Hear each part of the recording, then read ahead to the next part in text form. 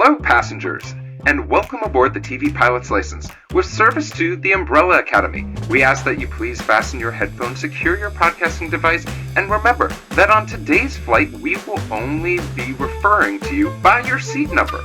So, will A32 please put on shoes, as raw dogging is not accepted on this airline.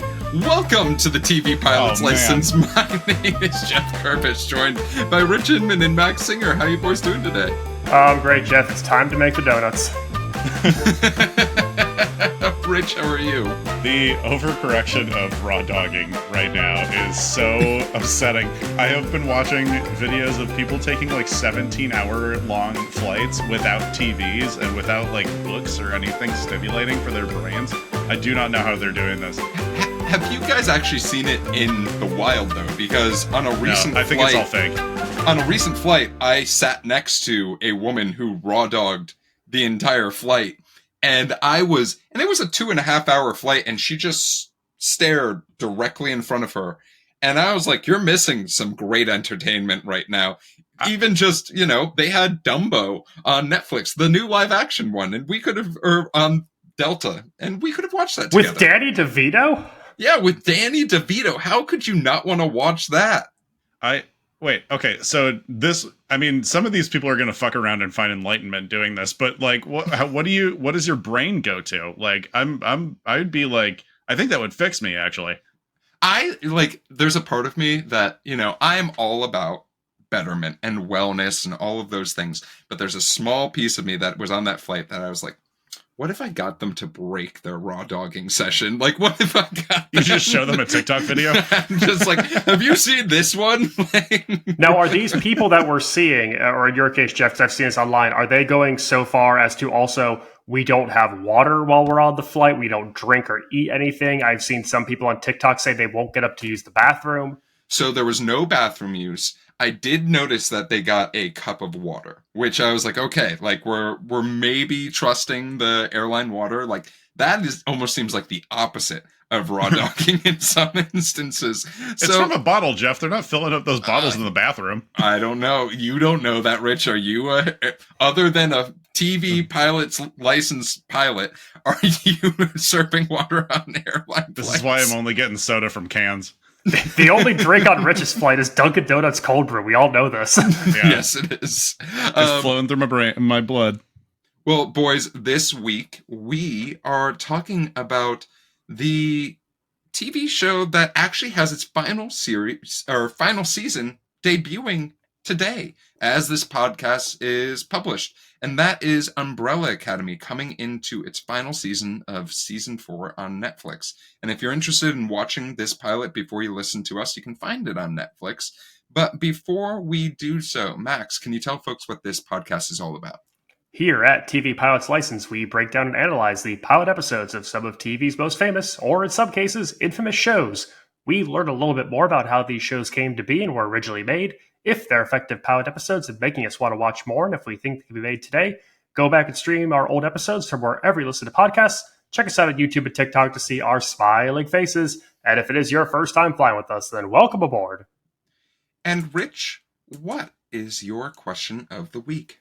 So, before anyone gets mad at me, which is a great way to start the sentence, I'm aware that the Umbrella Academy is not an actual school. It's more like 7 superhuman children, being homeschooled by a crazy billionaire.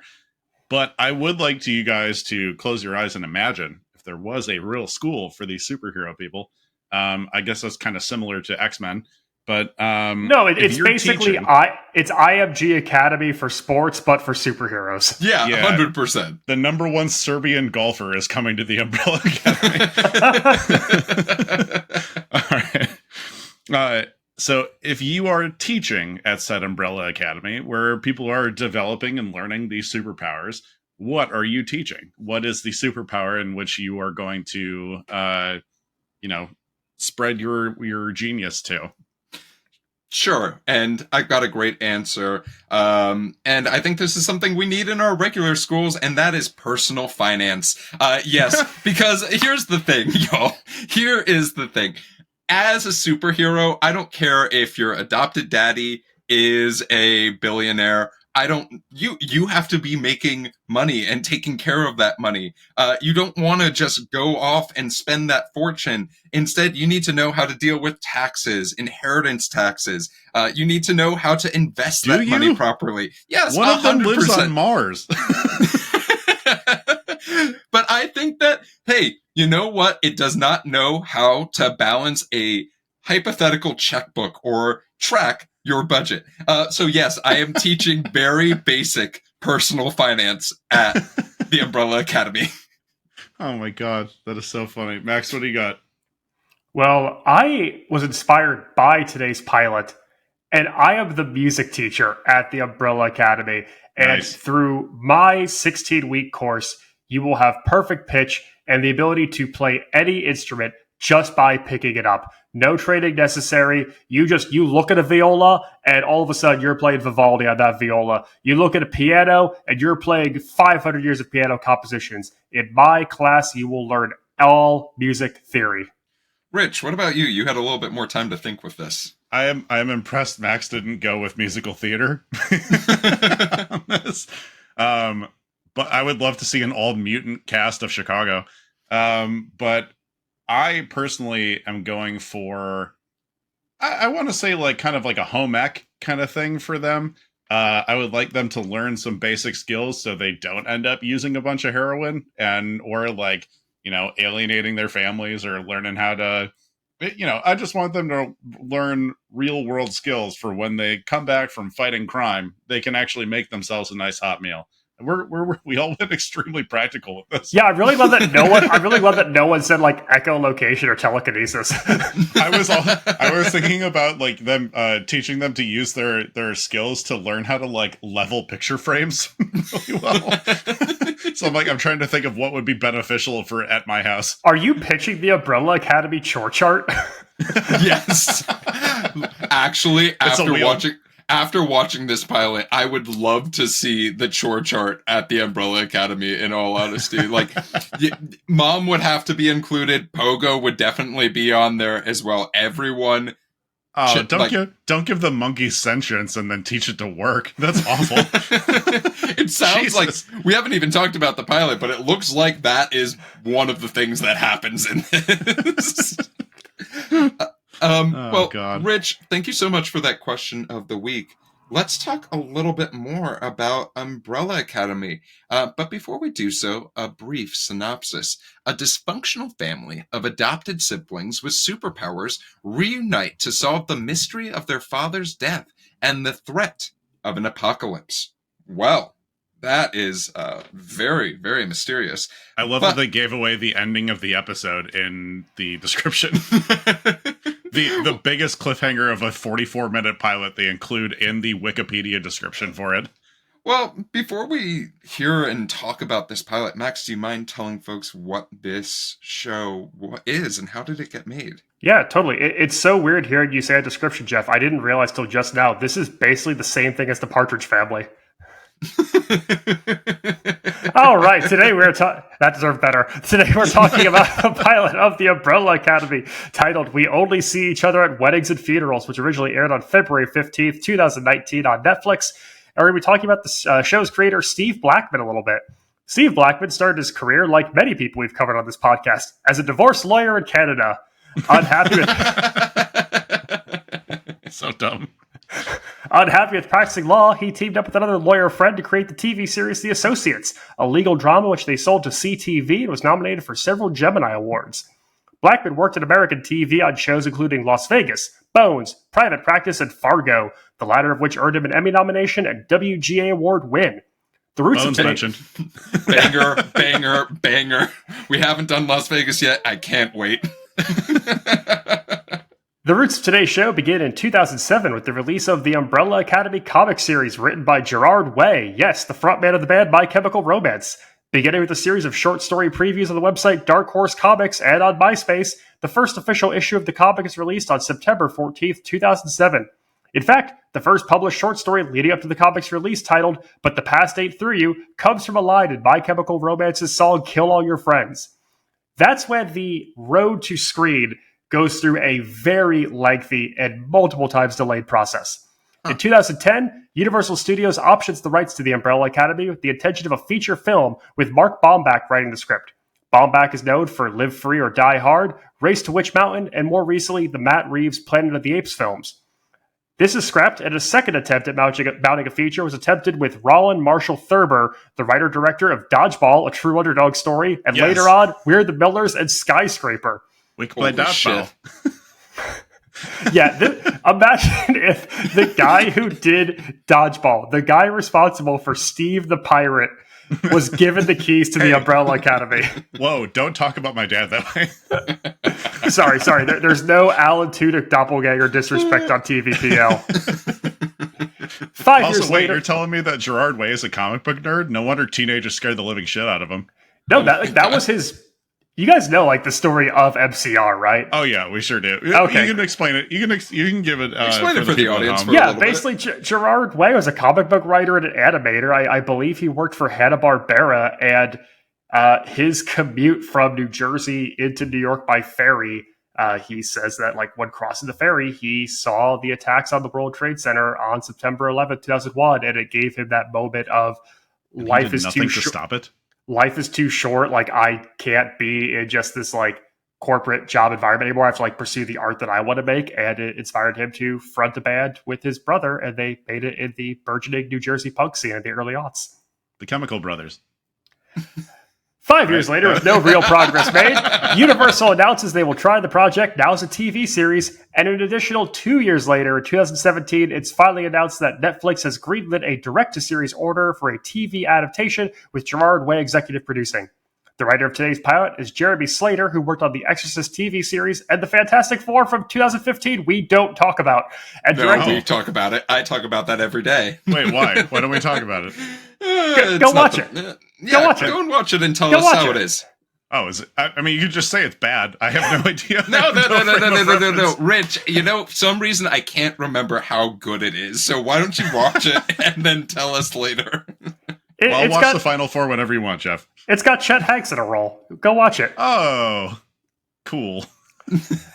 Today's pilot is directed by Peter Hoare, best known as a Netflix action director, having helmed episodes of Daredevil, Iron Fist, Runaways, and Cloak and Dagger for the streamer. He must owe them favors. Oh, well, Max, thank you for that actually really lengthy history and that took how forever, did this show get made?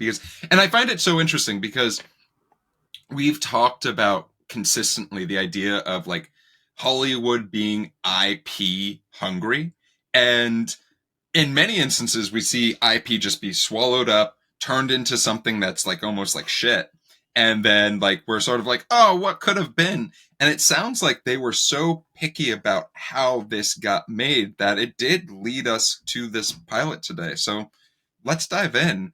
And we start off like any good pilot in the middle of Russia at a swimming pool. And I would like to ask the two of you, since I have watched this pilot before, how underprepared were the both of you for watching the Utah PSA of why not to kiss someone before marriage?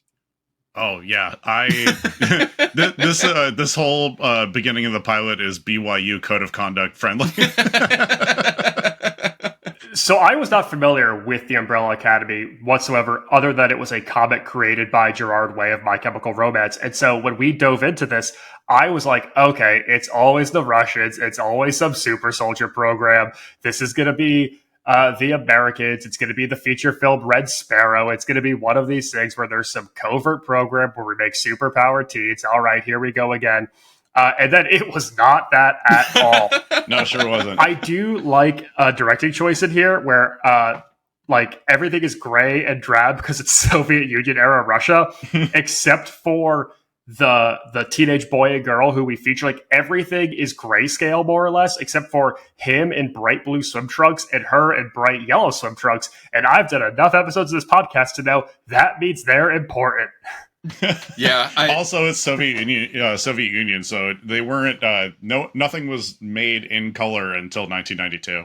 Yeah, I definitely, Rich, on your BYU comment, I think that when I have a teenager, I will just show them the first minute of this show and then turn it off and be like, and that's why you can't kiss anyone. Yeah, now drink your dirty soda. But I think that this pilot, and this is a theme that I think we'll consistently find, is a lot of the pilots that we've watched that we love, they do a lot of really concise description and explanation at the top so that we feel like we're immediately in the world. And this is a little bit different in that we do get a sentence of, on the 12th hour of the first day of October 1989, 43 women gave birth. They were not pregnant at the start of the day. And that's really all we get as far as voiceover for a while. And it is just gives go you ahead. two things. Number one, that the eccentric billionaire adopted 7 of them, which means we're probably going to encounter the other 36 at some point during this series. I don't. Also, like, I don't. To your point, Jeff, I don't think I've watched a pilot that has given more questions than it answers, and they have done almost no work of setting up this universe in the sense that you know what's going on. They've introduced a lot of characters, they've introduced a lot of motives for those characters, and they've introduced a lot of, like, plight for everybody, but also you don't know anything about these characters at all by the end of the pilot. So I do have a question for both of you. Because we learn how Reginald acquires these 7 children, and it is by opening up his checkbook. So my question for the two of you is, if you How were much to would you pay for a child? if you were to not start the day pregnant and then end the day with a child in arms, how attached are you to that child, and how much is that child worth to you? Boy. I would be truly horrified if that happened. I don't think I would be in hiding. I would be at Area 51. There is no way. I'm like, I need government protection from this. There is something horrifying happening, and you are not taking this baby because I have no idea where the fuck it came from. Well, you say that, but if some Archduke Fran Ferdinand motherfucker comes up to me with his monocle and his trench coat and is like, let me buy your baby, I'm also shooting that down real quick. I want no part of this man. Yeah. So one of the big themes in this show, and it seems almost appropriate, is we talked about who the creator of this comic book was, is music very much plays a very large role in the entirety of this pilot episode. And we get this gigantic montage sequence seeing some of the Umbrella Academy children and some of the children of Reginald, with the Elliot Page being in this at this point they are playing Vanya, and I love the use of the Phantom of the Opera medley throughout, and it was really beautiful to show the different journeys these children have taken, even though they were all under the same roof. And Rich, it does leave you with questions of, why is one of them famous? Why is one of them trying out for the symphony? Why is one of them on the moon? There's a lot of questions that we are still being left with. Most of my questions have to do with, how did we get an RV on the moon? I don't know. Elon Musk sent like a Tesla Model Y into space, so I feel like if you just like shoot it well enough, a little bit easier, it sounds like, if anything. Yeah. Also, this does do a good job. I will give this credit, because obviously this raises so many goddamn questions. This entire part of the pilot, it does give you the opportunity to. It's like, do you guys remember that old that fake high school prank that I don't think anyone actually did, but they're like, yeah, you get 3 chickens. Or, I'm sorry, no, you get 4 chickens, and you label them 1, 2, and 4, and release them in the school, and then the staff spends the rest of the day searching for chicken number 3. And so this does like put the extreme emphasis of importance on number 1 through 7, the children who are part of this family. And they give number 1 Luther, number 2 Diego, number 3 Allison, number 4 Klaus. then, and then to the point where I went back and had to rewind and see if they mentioned 5 and 6, which they don't. And then you get number 7, which is Vanya, played by Elliot Page. So it's like, I feel like they do a good job of showing you what's important to remember, and then the rest of it's just going to be like so many questions. I do have a quick question, though, just for you guys' opinion from what you got from watching this. When they're doing this little montage of introducing all of the Umbrella Academy children, we get to Klaus at number 4. He's leaving a rehab facility. He immediately scores drugs. We see him in the back of an ambulance getting defibrillated. Ed, is that, in your eyes, he OD'd, or is this like a Flatliners thing where he's an adrenaline junkie and wants to get his heart shot? Because he kind of has like a knowing glance with the EMT in the back. I think it's the latter. I think it's the Flatliners thing. What do you think, Jeff? So knowing a lot about this show and some of the reveals we'll talk about later at the end of this episode, it is very much, it feels like one of those things where he is excited to be completely out of his mind high in certain situations, on the edge of overdosing. And it very much is what many drug addicts have to deal with, in the idea that they need that high to be able to exist. And yeah, was I slightly triggered by this character? 100%. Sure. Absolutely. If you are thinking about watching this and you don't deal well with people who constantly overdose or who have addiction, this show is not going to be one of your favorite things, at least for this first episode. But, and that's a big but, I find it very interesting that they use Klaus, at least at the beginning of this pilot, as the comedic relief of this pilot. It is such a wildly and vastly different tone than every other character that we have met so far. Because Luther is this gigantic dude who's very, very serious, like Captain America, but even more dour. Mm-hmm. You have Diego, who is this like renegade wannabe Batman man. Super jaded. You have Allison, who is a A-list actress. Mm-hmm. And then we have Vanya, who seems to be wanting to be an artist, but also does not belong to the family, based off of our first impressions. Went on to get a liberal arts degree after the Umbrella Academy. plays cello, wrote a book. Yeah, I think some of our best superheroes wasted their time at Oberlin.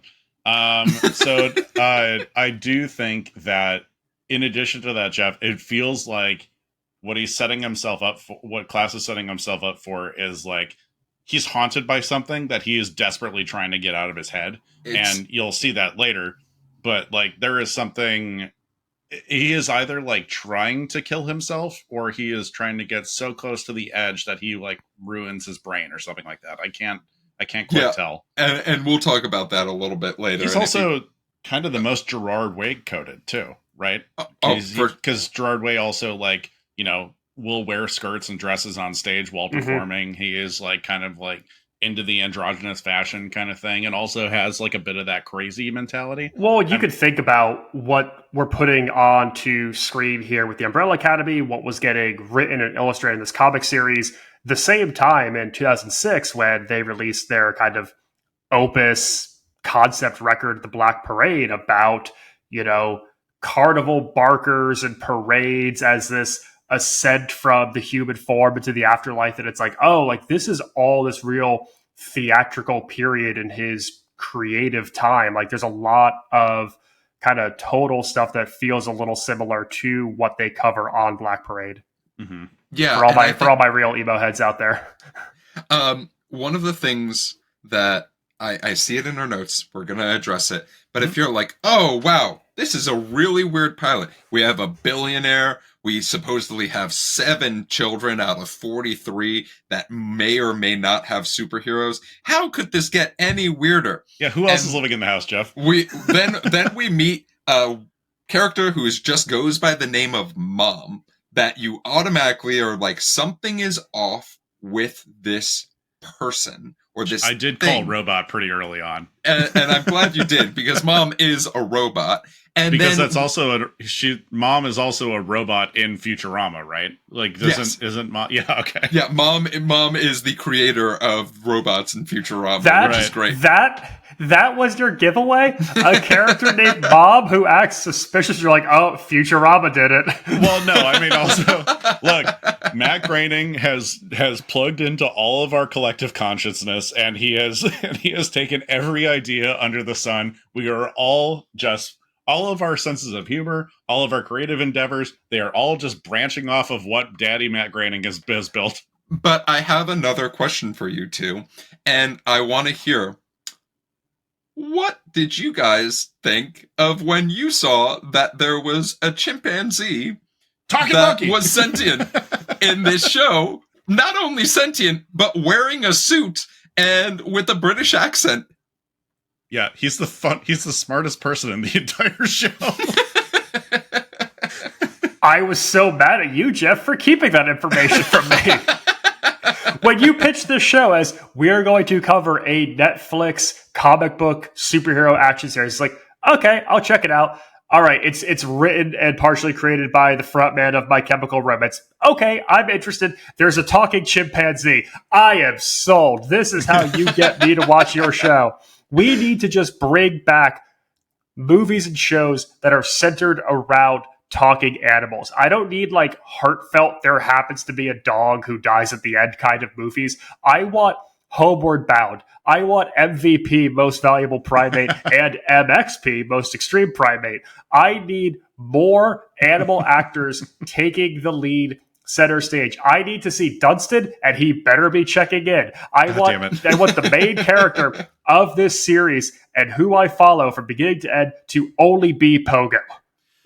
So I one of the things that I really like in this pilot is the use of two things. We use the mansion, this gigantic home, as our headquarters of building the relationships of all these siblings and seeing how they get along nearly something like 20 plus years after our original, introduction to these children being born.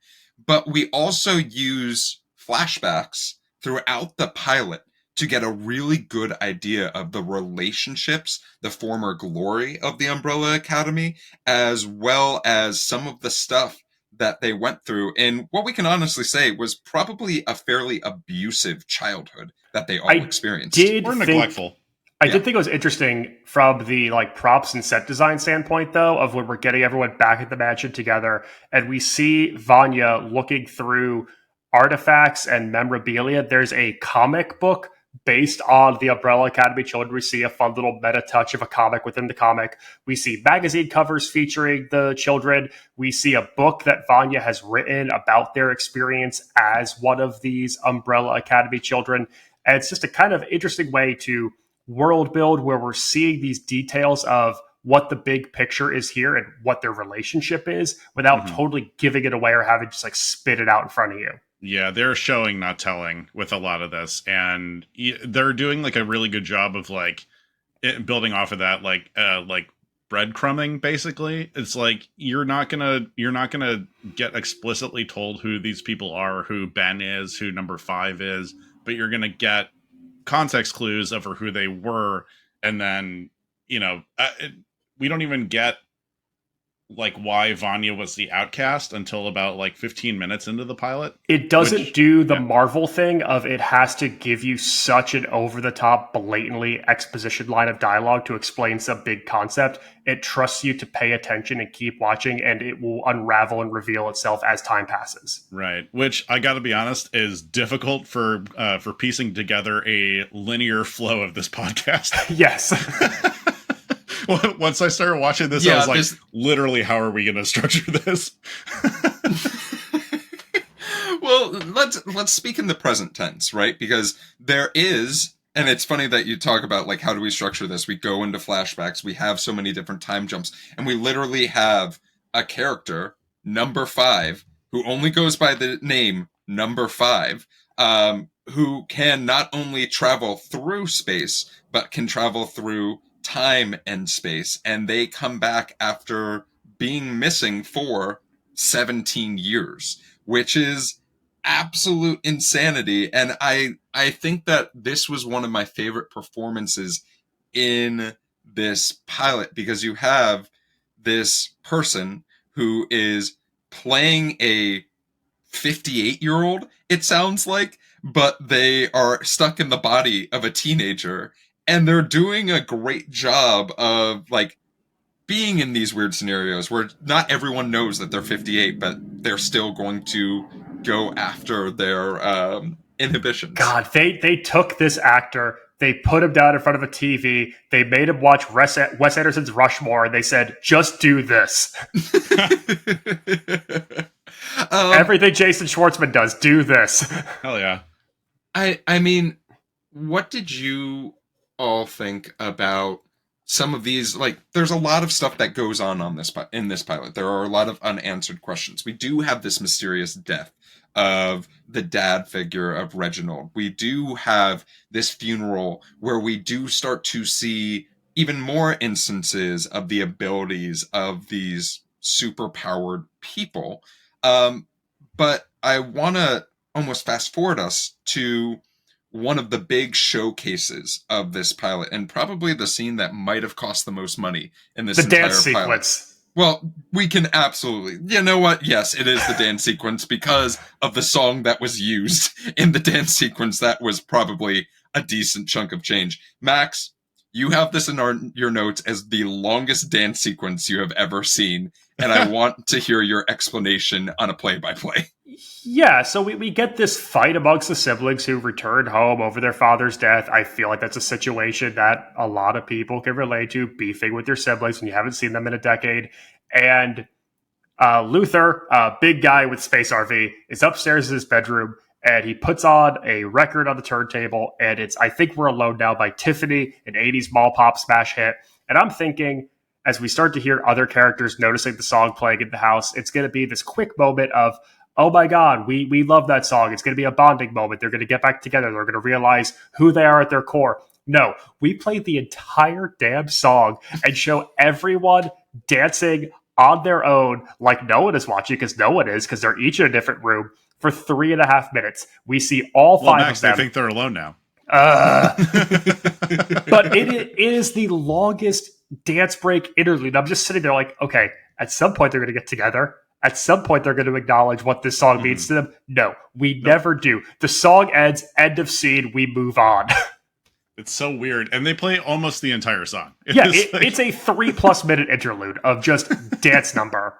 Just write a shorter script. We don't need a pilot that has on a streamer with no commercials to be precisely 44 minutes long. This is like 59:44. This is pretty much an hour on the nose, and you have the audacity to include 3.5 minutes of your ensemble dancing independently to Tiffany? Are you kidding me? The Emmys has ruined TV. Let's talk about a couple of our final scenes, right? Because after a bit of a disagreement at the funeral, a literal fight where a knife is brandished and it appears Luther may or may not be hurt, we watch as number 5 goes and wants to get just some coffee at a donut shop. And it can't be that simple. You can never just get coffee at a donut shop. And we see one of the most violent coffee shop fights I've ever seen in my life. My favorite needle drop of the entire episode. Go for it, Rich. It is Istanbul, not Constantinople by They Might Be Giants, which I could not have possibly picked for a fight scene in any stretch of the imagination. But it almost weirdly fit, right? With like the tone of that song, with the beat of that song, this fight was choreographed almost perfectly. Like, if I have one of the things that I love, like written down in the biggest text in my notes, it is the fight choreography, and some of the 3 action sequences we get are so well done. And credit to the director, right? Because he is very well known for, like, he did the Daredevil famous hallway fight scene that, like, if you have not seen that, stop listening to this podcast just for a minute. Go on YouTube, go on a different device, keep this podcast on, and then you're going to look up Daredevil hallway scene, and you're going to be like, holy shit, that was amazing. And that is what this man has come up with. And it's just watching the use of a teleporter with like knives and all of these things. I was like, this is why I'm a fan of this show, because when we have moments like this where we lean into being full superhero, it's really, really fun. And it is a little bit off the wall and odd, but it's also very in your face. I think they do a good job of like getting rid of like the tropes of the superhero like TV shows and movies a little bit, where they're just like, okay, this needs to be separate from the right behind me, aren't they? Like shit from the Marvel movies and everything, which I'm so tired of. I mean, I know, sorry for being the comic book hater of the group, but I just like, I really enjoy the fact that they are doing the fight choreography, these fight scenes and stuff like that in a way that is like, it feels like kind of a rejection of the Marvel explosion that happened a couple of years earlier. I feel like this sequence also creates some of the more fun comic book panel visuals. There's a lot of fun high lows they create with the imagery here. We get this Rolls Royce pulling up in front of the dusky neon light coffee shop. We get this young posh Jason Schwartzman looking kid in his academy uniform seated at the counter. Even the way they designed Gritty's Donuts, the store that we're at here, it's very reminiscent of, I don't know if you guys are familiar with this, the way that Dunkin' Donuts stores were originally built in the 1950s and 60s. Yeah. They were these kind of L-shaped and rounded diner counters. And I saw the color patterns they used, and I thought, oh, this feels like we're at an old school 70-year-old Dunkin' Donuts original design. And I think it's cool when a show can take elements from various periods of time and make a visual tableau with it. You have the old coffee shop counter, the old Rolls Royce, the old neon, and then you have like a very modern, like futuristic styled fight scene happening in there. It just creates like a real fun contrast. And this episode sort of ends on a lot of different cliffhangers, right? And one very large reveal at the end that we are potentially on the lookout for someone causing the apocalypse. And that is what we are left with on this show. But as that being the end of our pilot, I have a lot of questions for you guys. But first, what were some things that you loved about this pilot that maybe like you watched and you were like, hell yeah, that was super enjoyable? I mean, personally, like going back to that donut shop scene, and then also the dancing scene that Max loved. I love the way that they did these far away shots, that they played they cross-sected the house for the dancing scene, where you could see everybody in their individual rooms. The donut shop felt like it was built for a fisheye lens. I really like the way that they shot those. And I mean, I just thought it was shot very beautifully. It's very noir looking. It's not over the top color. It felt a little reminiscent of like the lighting that they did for Sin City and stuff like that. And I really appreciated that. Max, what about yourself? Every time that Pogo's not on screen, all the other characters should be asking, where's Pogo? Oh my God.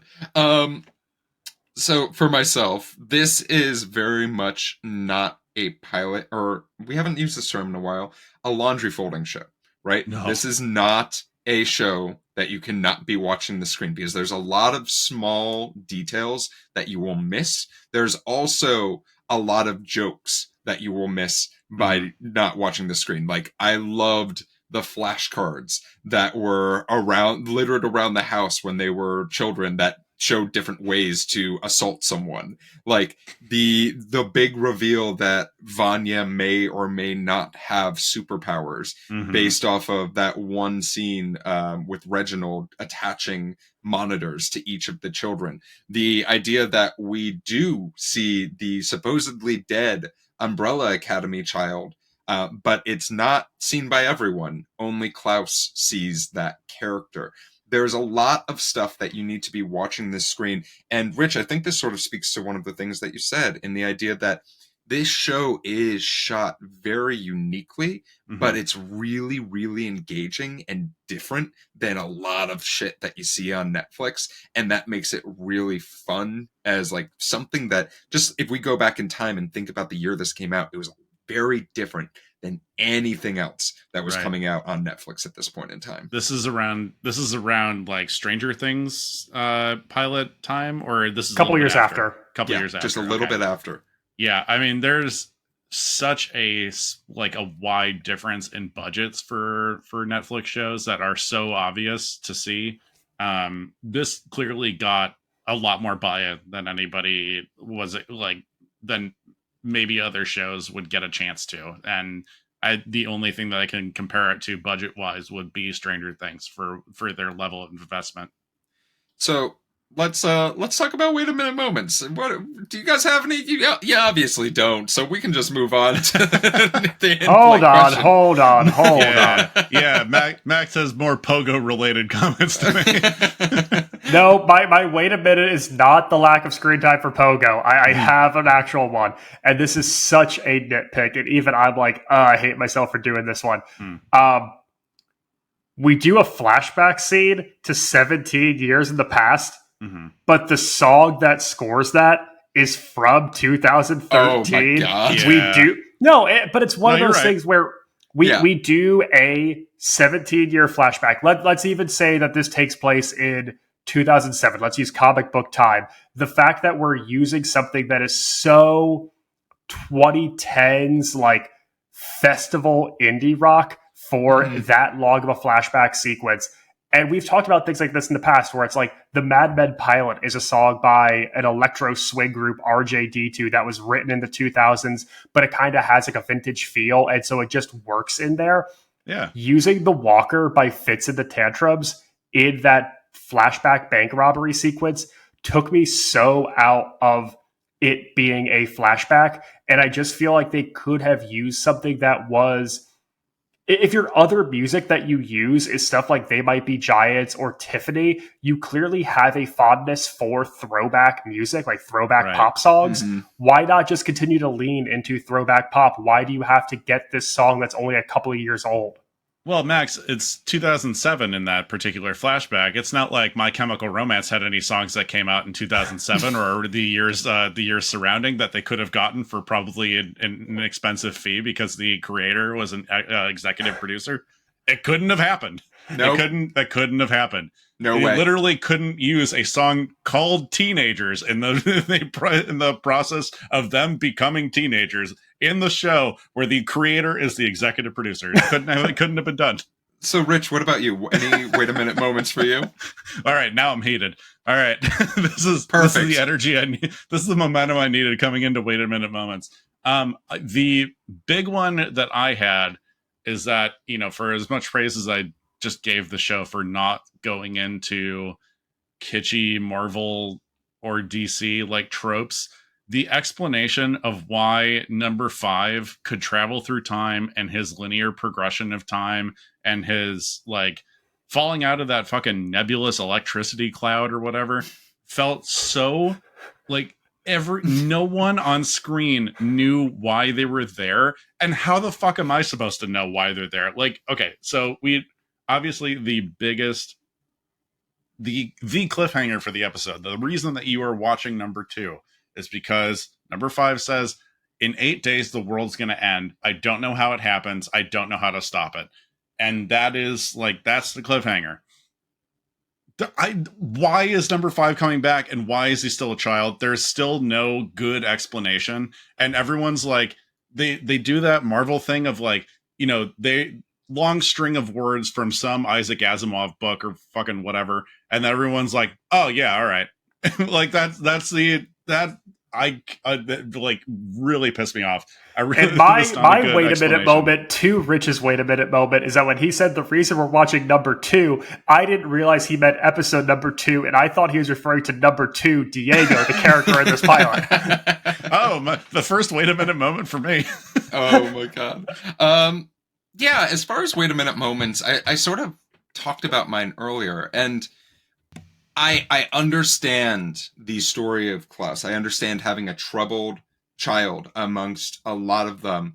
I'm even having trouble saying that this is a wait a minute moment because I understand the writing of it, right? Like, it makes it interesting. But yeah, it did trigger me. And I sort of was just like, okay, I'm going to take a deep breath and watch the rest of this Sure. and not think about, how terrible addiction is.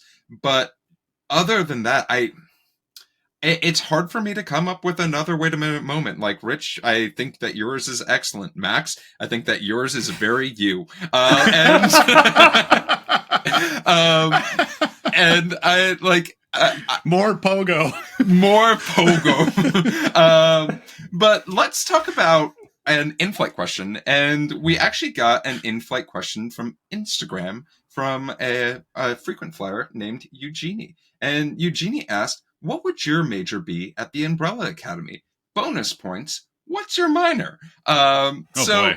I am going to ask you two. You are now, you've been adopted by Reginald. Congratulations. And you have a major that you have to focus on. What is your major going to be? And, remember, there are bonus points available.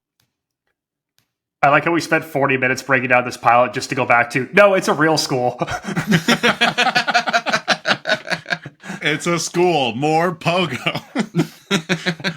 My major would definitely be turning apes sentient, but making sure that they know better than to participate in our in our capitalism. And then I'm going to minor in microeconomics.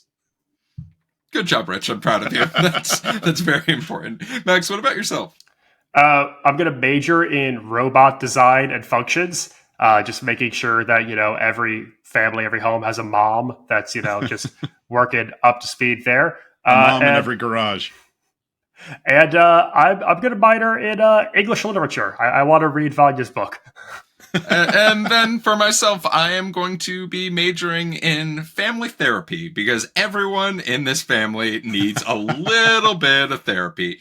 He takes one psych class.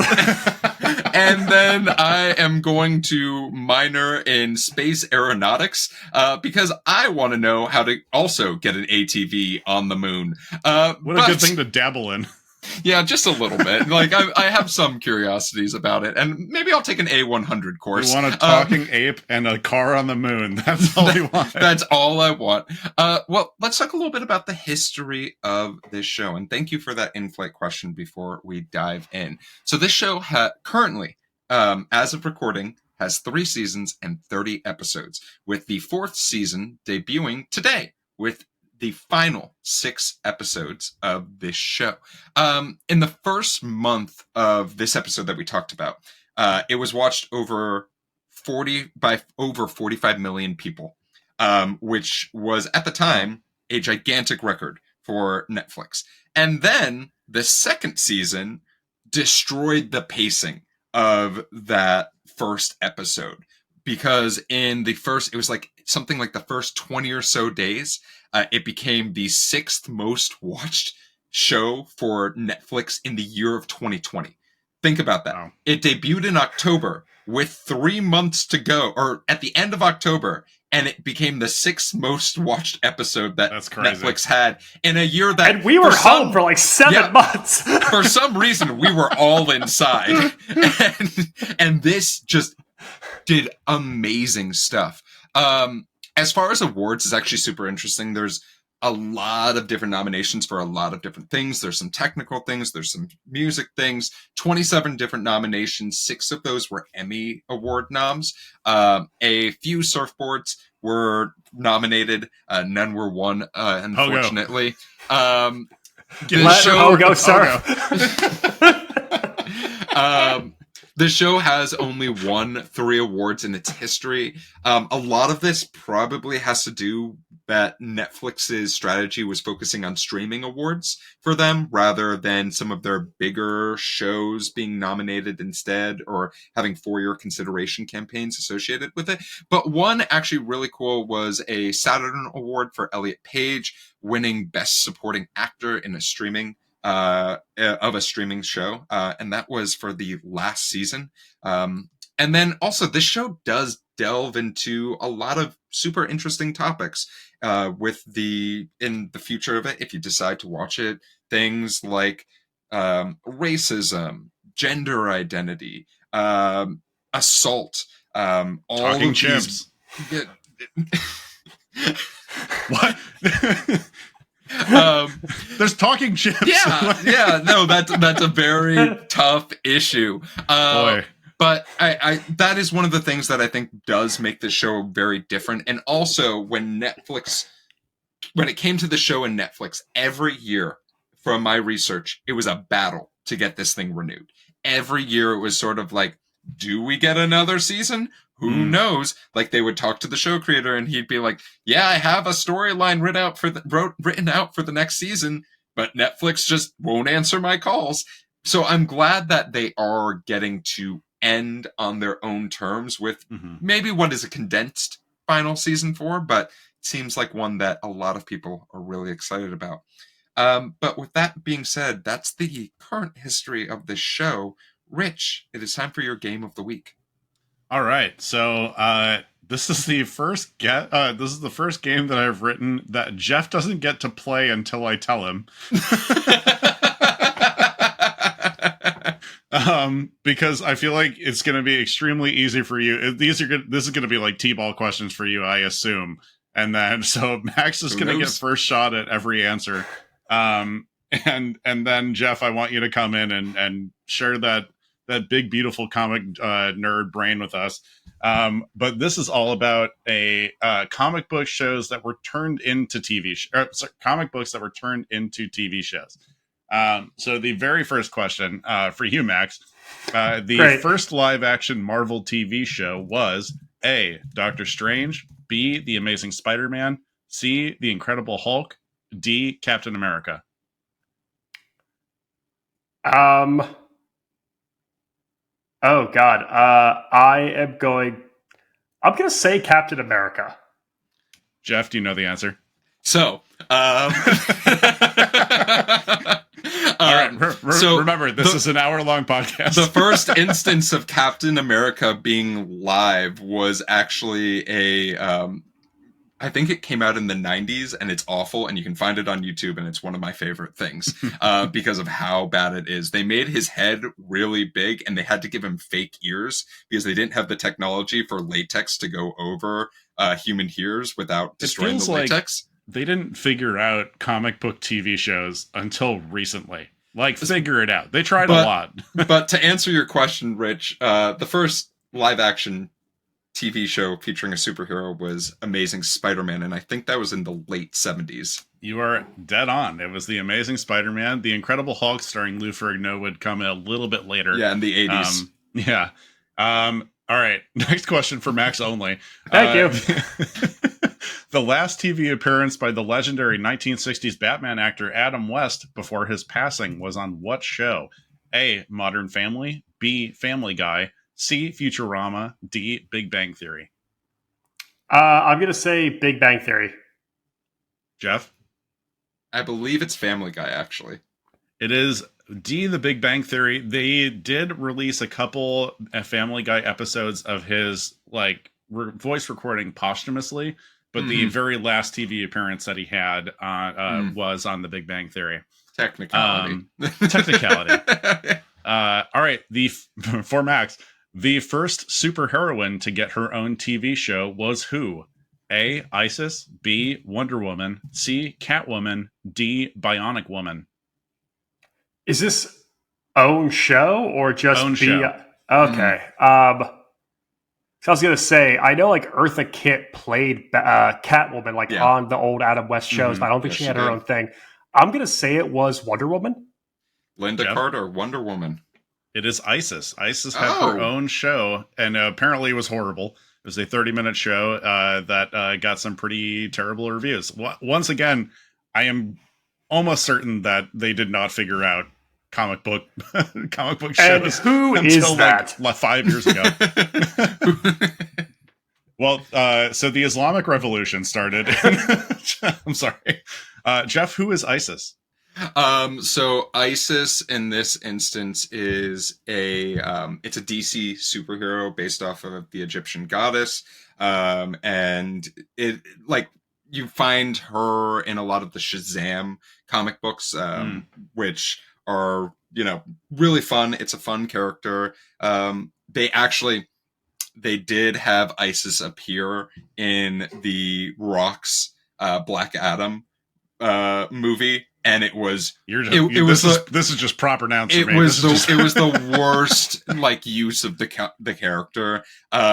There's also, you see her appear in the old Justice League cartoons, which is very fun. But yeah, nice. I don't expect a lot of people. Max to know. has the question. Yeah, what was Pogo in any of these? No, I'm sorry, buddy. Pogo was not. But okay. Superman does have a dog, and he appears in some of these things. It's not the same. Oh, is it a super dog? I think it is called Super Dog. Okay. All right. That's fine. Why would the powers be passed down to the dog? Oh God. Well, thank you for playing Max then Geoff. Well, Rich, thank you so much for that very fun game. Our flight is coming to a land, boys, and I have two questions for you. One is, did this show do a good enough job of leaving you with enough questions that you want to watch the second episode of this show? Obviously, the show was well regarded enough that we are getting a fourth season, and it has been some time since the first season of the show premiered. We are in a little bit of a period of superhero fatigue. Marvel is changing their strategy as far as debuting movies. DC is literally trying to figure out what the fuck to do. Marvel's changing their strategy by bringing back Robert Downey Jr. again. You know what? Am I going to go and see it? Yep. But as far as this new season debuting, do you think we're going to be seeing news that Netflix had a really good, successful final season of this show? Or do you think that we're all a little bit tired and there's not really a place for this in the world right now? Rich, I'm asking you as our comic book hater. Well, I'll tell you right now, as if there is any endorsement I can give to a comic book related pilot, this is it. I'm definitely watching episode 2. Hell yeah. They leave it on such a strong cliffhanger that you not only have one giant question that you want answered in it, but 17 other small questions. So in that sense, it is a very effective pilot, and I think I would like to watch more. It probably deserves that fourth season. I don't think that they would go put together a weak season for this. They've had ample time. This is not this is a massive effort by not only this, but CGI teams and stunt coordinators and set designers and stuff like that. It has to be an extremely arduous undertaking to make this show, and there has to be a reason why. So I would keep going on it for sure. Max, what about yourself? I appreciate that this show avoided the pitfall that happens in a lot of modern TV where it plays like a 10-hour movie and episodes just kind of drop off, or we don't have big events and reveals. I like that it ends and it feels like the natural end of a TV episode. I will give it another episode. The things I like about this show, I really like. The things that I don't like about this show mostly have to do with its pacing and its length. And when it drags for me, it does really drag for me. However, a lot of that I think is due to the nature of getting everyone together. And I would be willing to see, now that we've kind of gotten the band together, where we can go and we don't have to do as many flashbacks and exposition sequences to explain what's happening here. Was there a second part? Yeah, do you think that what do you think is sort of the feeling or the want for a fourth season in today's TV climate with superhero fatigue? I think that when you have a comic or a graphic novel series, you do have the ability to draw from so much inspiration. And so I think that if you could have a bevy of stories to choose from and allow it to just exist within that universe, you're not trying to draw from all of these comic series, or it's not we've done Spider-Man in 50 different iterations. Mhm. Like, this is just one comic series in Umbrella Academy. So as long as you can keep drawing from its source material in interesting ways, then yeah, why not?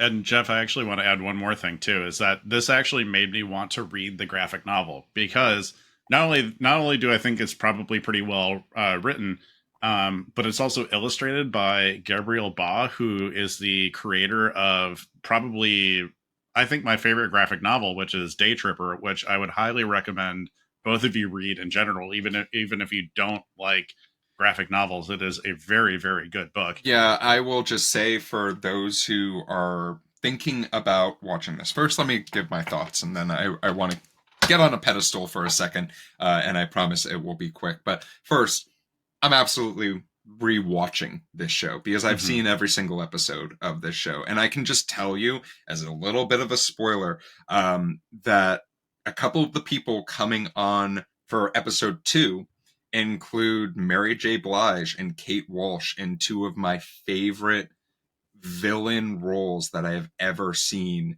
Netflix do, because they are so complicated and terrible. There was actually someone in the credits for this pilot who we didn't see, and I was so upset we didn't get to him, and that was Cameron Britton. He's in the credits, but we never see him. He played Mary J. Blige. He played Ed Kemper on Mindhunter. He's so good on that show. He is fantastic in this show as well. Did you see him as the romantic lead in the latest season of Master of None? No.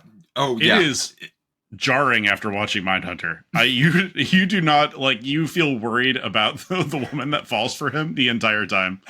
But with all that said, as far as the appetite for this final season, does this show deserve a final season? I think that is a super complicated question. I think we're in a super complicated time for superhero movies, because we have reached that peak that Endgame sort of gave us, and then we're now in a valley, and maybe we need to... Deadpool versus and Wolverine is doing really well because it's the only Marvel movie that's coming out this year. And I'm okay with having one a year. You get one a year, and me going to the theater one time to get super excited about it.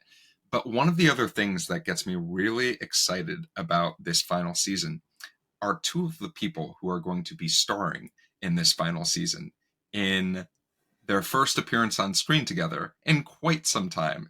And that is Nick Offerman and Megan Mullally, aka Megan Mullally, the Shillelagh, are both going to be appearing as the villains in this upcoming season. And if you can get them together, I cannot wait to see... Well, they can carpool. Yeah, I can't wait to see what they do, because they're so electric on screen together. Jeff, I'm begging you, when you have information like Nick Offerman does scenes across from a talking chimpanzee, you have to lead with that. So yeah, I'm really excited for this. You can find it on Netflix.